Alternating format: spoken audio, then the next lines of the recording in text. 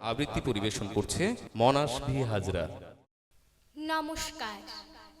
বিশ্বকবি রবীন্দ্রনাথ ঠাকুরের লেখা কবিতা আগমন। তখন রাত্রি আধার হলো, সাঙ্গ হলো কাজ। আমরা মনে ভেবেছিলেম আসবে না কেউ আজ। মোদের গ্রামে দুয়ার যত রুদ্ধ হলো রাতের মতো। দু একজনে বলেছিল আসবে মহারাজ।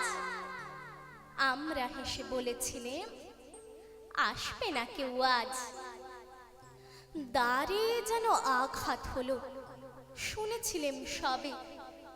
আমরা তখন বলেছিলেম বাতাস বুঝি হবে। নিবিয়ে প্রদীপ ঘরে ঘরে শুয়েছিলেম আলস ভরে। দু একজনে বলেছিল দুধ এলো বা তবে। আমরা হেসে বলেছিলেম বাতাস বুঝি হবে। নিশীথ রাতে শোনা গেল কিসের যেন ধ্বনি।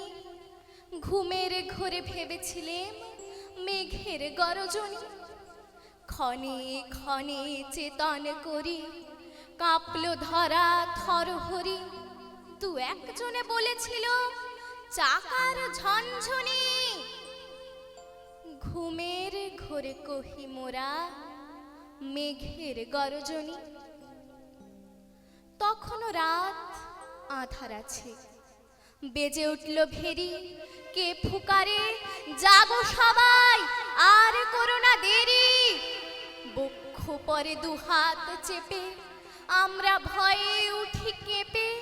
দু একজনে কহে কানে রাজার ধ্বজা হেরি। আমরা জেগে উঠে বলি আর তবে নয় দেরি।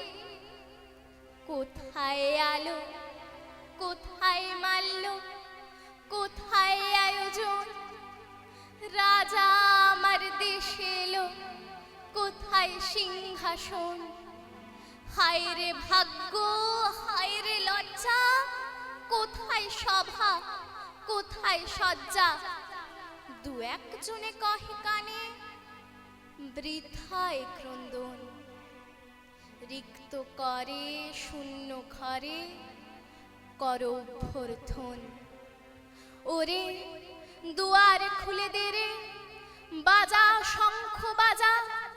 গভীর রাতে এসেছে আজ আধার ঘরের রাজা। বজ্র ডাকে শূন্য তলে, বিদ্যুতের ঝিলিক ঝলে। ছিন্ন শয়ন টেনে এনে আঙ্গিনা তোর সাজা। ঝড়ের সাথে হঠাৎ এলো দুঃখ রাতের রাজা। নমস্কার।